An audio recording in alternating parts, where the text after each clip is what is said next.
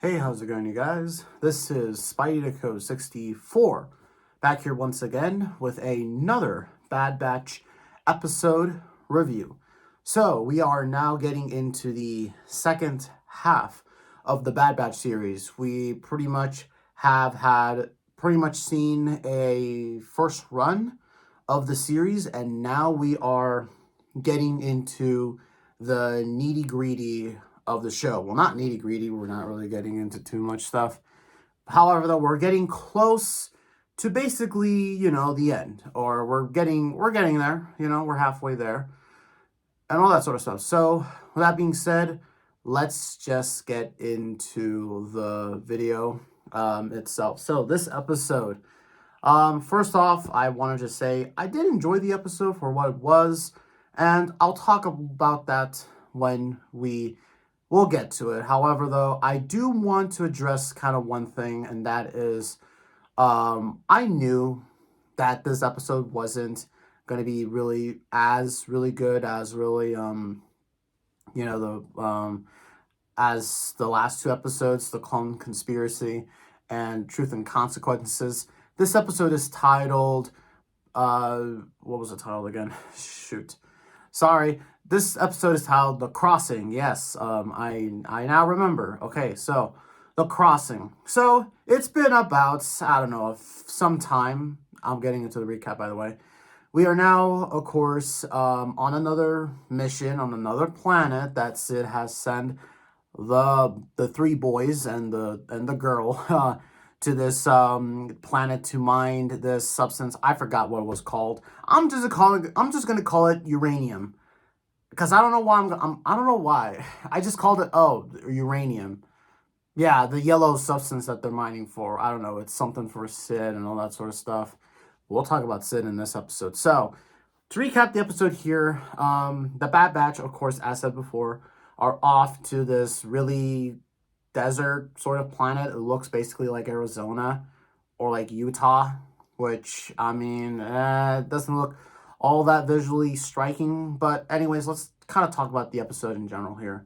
So this episode really focuses, of course, really mostly on Tech and Omega. And I'll explain how it focuses on them as we go along. So the Bad Batch are, of course, mining this substance.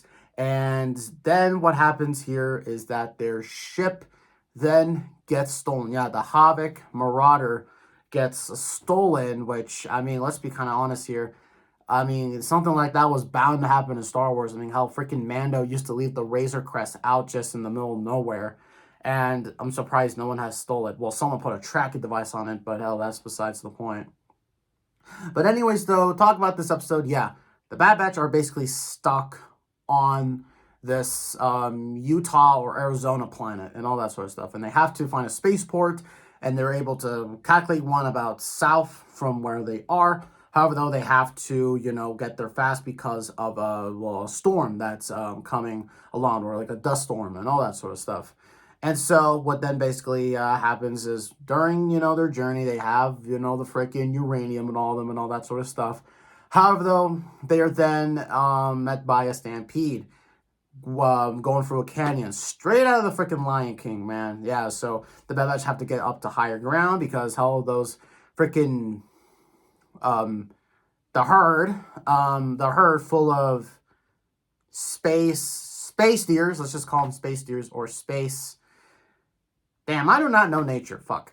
Anyways, I'm talking about this episode here. So yeah, the Stampede basically are going at 100 miles an hour and all that sort of stuff, and the Bad Batch have to get up to higher ground. They're able to do so. However, though, they drop the uranium and whatnot, sort of have you. However, though, they were able to recover the uranium after the herd has went through. However, though, they then find out why the herd was running towards this way, and that was because, well, the storm basically has caught up to them. And then they go into this other mind, and what happens here is that the uranium, they didn't get the uranium inside, and then what basically happens here is that what happens is that they get trapped inside of, well, the cave. They get trapped inside the freaking mine or cave and all that sort of stuff. And now they have to dig their way out and whatnot, sort of have you.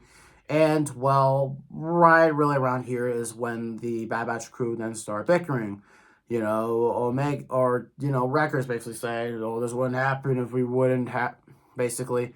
Everyone's blaming each other and all that sort of stuff, People, hell, especially the crew have been blaming Wrecker for not keeping an eye out on the Havoc Marauder and all that sort of stuff. And then he just says, well, we shouldn't have parked it, where I couldn't see it and all that sort of stuff, which then kind of also begs the question, maybe just kind of just saying this, it would have been a bad idea. What?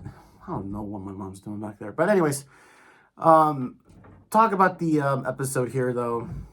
Basically, everyone's just blaming each other, and then while Tech basically makes a side remark about basically, Echo, and then it also kind of relates back to Omega. Basically, what he says here is that, yeah, Echo's gone, but he wasn't part of the Bad Batch crew all the time. He only just joined their crew very late, and then Crosshair then left, and then Echo then left, and all that sort of stuff. And the crew will still survive with them, and he said something along the lines as really kind of just, I'm not really. I really kind of don't care if any of the members leave and all that sort of stuff, which really gets to Omega and all that sort of stuff. And, throughout the episode, she's still really upset about Echo leaving them and all that sort of stuff.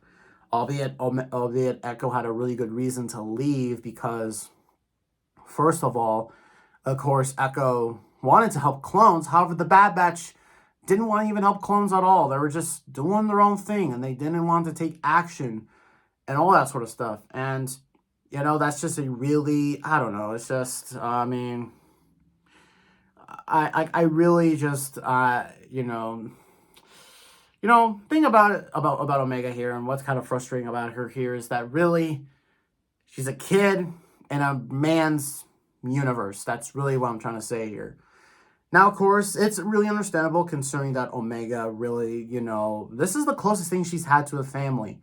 And, of course, she didn't really have a family. The only thing she had was the Kaminoans, which, yeah, she probably had a not so great of maybe a child. Well, she is still a child, excuse me. But anyways, though, Omega then storms off on her own and all that sort of stuff. And then she also then finds uranium and all that sort of stuff. And then what Hunter basically says is that, go off and, try to apologize to Omega and all that sort of stuff. And then, Tech says, all right, I will. And so he goes off, and, what then happens is Omega falls into a river inside of the cavern, and then Tech then falls alongside her. One thing I really like, though, is that even though Tech really does not show much emotion, which we will talk about here in a bit. Oh my god. I don't know what happened there, but I gotta drink this Pepsi afterwards. But anyways, talk about the episode here, going back to the episode in general. So what I really like, though, is that albeit Tech doesn't show any emotion, I know I already said that, he still at least does save Omega, or really does care about her and all that sort of stuff. And then basically they travel down the river. They then end out into a waterfall, and they eventually are able to find some light peeking through, and they think that, if we can get the uranium here, if we can blow, and also speaking of which, the uranium, they have to be really careful with, because the uranium is highly explosive. So that's kind of why I call it uranium and all that sort of stuff. So yeah, what basically happens is that, they call Hunter and Wrecker to then bring the uranium and all that sort of stuff with them. And Omega and Tech have a heart-to-heart and all that sort of stuff. Tech basically explains to Omega is that he, experiences changes very differently and all that sort of stuff. Now, considering that, of course, that Tech, is a soldier. He was a soldier of the Republic. He was probably, he's used to, just not really showing any emotion. And hell, the Kaminoans programmed the clones to not really be emotional or anything like that, They're just clones to them and all that sort of stuff. They should, act like droids. act like, robots and all that sort of stuff, with no emotions and no feelings and all that sort of stuff. However, though, one thing I really kind of like though about, Tech is that while, changes are going on around him, it doesn't affect him in a way because while he respects, changes and all that sort of stuff, he really does take into account that, change is going to happen and all that sort of stuff. And he's also, he also has gone on record saying he respects Echo and hell, even to an extent, Crosshair's decision for leaving the team and all that sort of stuff. And, and once again, Omega is just not really used to this all sort of stuff. How even also in the episode, she's really upset that the Havoc Marauder was stolen because that's the closest thing she has to a home and all that sort of stuff. And, she tries to make it a big deal. However, the Batch don't really kind of care and all that sort of stuff. It's like, hey, it's just another ship, dude. Like, it's just another ship, whatnot, sort of have you. But however, though, there is a precedence for ships in Star Wars, especially, talking about ships like the, like the Millennium Falcon or the Slave One. Those are very, those ships right there are very, personal, are really personal attachments to some certain characters. I mean, let's just kind of imagine this, probably maybe Ben Solo. I have to imagine he probably did have some, how would you call it? He probably did have a really close tie with the Millennium Falcon and all that sort of stuff. The same thing, probably Han also has a really deep connection with the Millennium Falcon, I mean, and all that sort of stuff. Same thing goes with Boba Fett with the Slave One, I mean, why would he go back to, in the Book of Boba Fett, why would he go back to, to Jabba's palace? I mean, he probably could just get another ship and get off Tatooine. However, though, he went back for the Slave One, or, excuse me, the Fire Spray gunship, which is still dumb in my opinion, but we're not here to talk about politics or anything like that.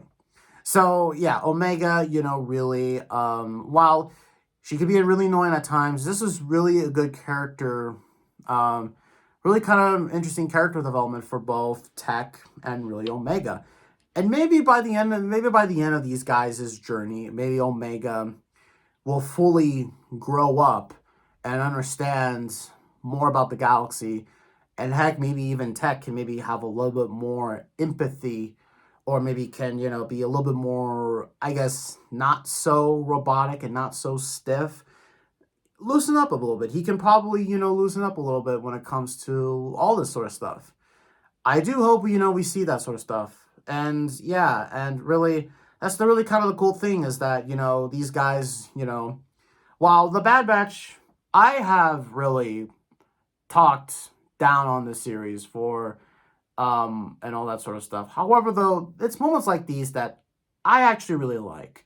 And there's no doubt about it that, that this is a really good lesson to children and also a good lesson to us adults and all that sort of stuff. And I'm going to talk about something an interesting topic when we get at the end of the video. So, all right, going back to the main story itself. So what happens here is that the Bad Batch crew then, of course, are reunited, well, at least the 3 boys and the 1 girl, and they're able to blow up the uranium, and they're able to make it to the spaceport, and they try to contact Sid. However, though, Sid basically just does not give a damn about the Bad Batch crew and their safe well-being. And this also then ties into something that is also going on, or something that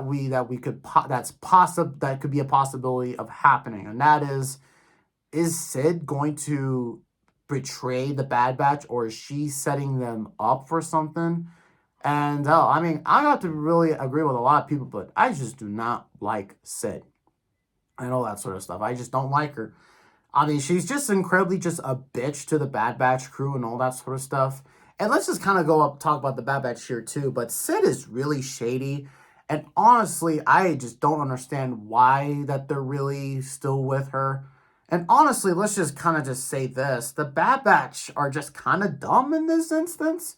Because why are they still with Sid and all that sort of stuff? Why would they be with Sid? And this needs to be a point where the Bad Batch, and hopefully it can be explained in next week's episode, And that's basically Sid is sus. She is sus, and hell, she just pretty much. They pretty much need to, just cut ties with her and just get the hell out of there and all that sort of stuff. I mean, she's told them to go on dangerous ass missions, and all that sort of stuff. She's basically their private go-getters and all that sort of stuff. And it's just dumb. It's just, and like I said, God damn it. Hey, hey, can we get one of the Wookiees from the tribe episode, and can we get them to rip Sid's arms and legs apart? I know she'll regrow them, but hey, it's about, I don't know, it's just, Sid's just a bitch, basically. So, and then what happens here is that the episode basically ends there. The Bad Batch are stuck on this planet, and they got no way out. Damn. Wow. And what kind of is interesting here is, why wasn't this a two-parter? Or why didn't they just release the 2 episodes at once? I know they need to. I know they want to straight up the release of the Bad Batch. However, though, I mean, let's just kind of be honest here. The Bad Batch, the show, has just been heavily delayed so many times that really now it's it's going to be aired alongside The Mandalorian, which of course is coming out in a couple of weeks' time. Ow, my eye. I punched my eye there. Yeah, so I don't really understand why they didn't really air this as a 2-part, and all that sort of stuff. And this also kind of ties back into another interesting thing, and that is, since this series has just really been delayed, and since while they release all the Tales of the Jedi episodes all at once, why didn't they just go ahead and why didn't they just release it all at once? It's not like really the Bad Batch is something really intriguing for a lot of people to see. I mean, a lot of people want to see, the Mandalorian, all that sort of stuff. But anyways, though, I want to just overall, in conclusion of the episode, we're not here at the end yet. We're here to talk about something else. This episode was a pretty good one in my opinion, and all that sort of stuff. Maybe it could feel a little bit annoying with Omega and all that sort of stuff. I can get that. However, though, I'm totally fine with this episode just as it is, and I'm pretty interested to see what happens next week. So, and now this is something that I think it's now time for me to sort of discuss or really kind of mention here, and that is, I know not many people watch these videos. However, though, I feel like, in my opinion, as I go on and watch this series, I think I may be a little bit more too harsh to the Bad Batch than I really need to be. And maybe it's because, well, the show is not designed for me. What I'm trying to say here is that this show, I am not the target demographic when it comes to this series. Like, I am not the intended audience for the Bad Batch. The Bad Batch is, and pretty much is, for children. Yeah, it's basically for children and all that sort of stuff. And that is what makes, the Bad Batch, really just more so, I guess, appealing. It's for children, all that sort of stuff. And I guess also, too, I also think, too, and this is something I really need to also just talk about, and that is, I think, really, I need to really stop viewing this series as another entry into the Star Wars universe, because let's be really honest here, I mean, we've seen a few episodes where there are drastic changes to the Star Wars universe, like, Hollywood last week with the introduction of basically Palpatine basically saying that we're going to replace the clones with the Stormtroopers. I need to really stop doing that. However, though, I just really need to say this. Some of the filler episodes are still just useless, and some of them don't contain any sort of character development whatsoever and all that sort of stuff. It really kind of ties back into this one thing, and that is really, what's the plans for the Bad Batch? How long is the series gonna go on for? What's really going to be the end for these characters? All that sort of stuff. What really is going to be the end of these guys' story and all that sort of stuff. I mean, there's really so much story you can tell. However, though, as I said before, I need to stop really viewing this show as, well, I just pretty much view the series in a really bad light, basically saying, oh, what, every day I want some new entry into the Star Wars universe, or how it affects it, all that sort of stuff. Like how the Clone Wars was, with the perspective, how basically Ahsoka and Rex and Maul, how they go in through Order 66 and all that sort of stuff. So I really need to stop that. And I really do think that it's the show about the Bad Batch. And there's some stuff that happens in the Star Wars universe. That's something that I really kind of need to do with. And if I was harsh to the Bad Batch, then please let me know, because I do feel like I maybe can be harsh on a few things here and there. Especially when it comes to Star Wars, and all that sort of stuff. Really more with Star Wars. But yeah, though, guys, this looks like to be one of the more, so you will still receive Bad Batch episode reviews, and you will also still receive the Mandalorian reviews, which we're still going to do. I don't know about the Ant-Man and the Wasp. I think I'm going to watch it this Saturday or Friday. I have no idea. However, though, I've seen the Rotten Tomatoes score, and, well, our boy Ant-Man's not doing a good job. I am not going to take any of those figures down up there. But anyways, I don't know if you've seen this, but I put the prequel figures from this shelf over here. And so as you can see, we got some clones. Got some clones there, and all that sort of stuff. And I don't know if you can see him. But, yeah, we got Clone Wars Darth Maul today. I'm not going to remove him, but I will show off the books. Here's the box for Clone Wars Darth Maul. So, yeah, this is it's a really good looking figure. However, though, mine has a defect with the, it basically has a messed up ear. And, of course, last week, I got the Grand Inquisitor. So, really good there. And I'm looking also, I also did get, this is also the Clanker.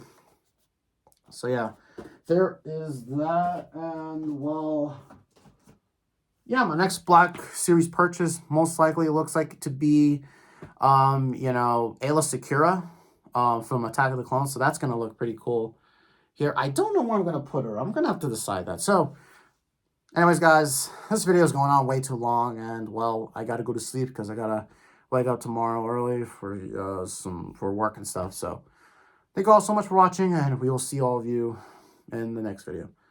Bye-bye, guys.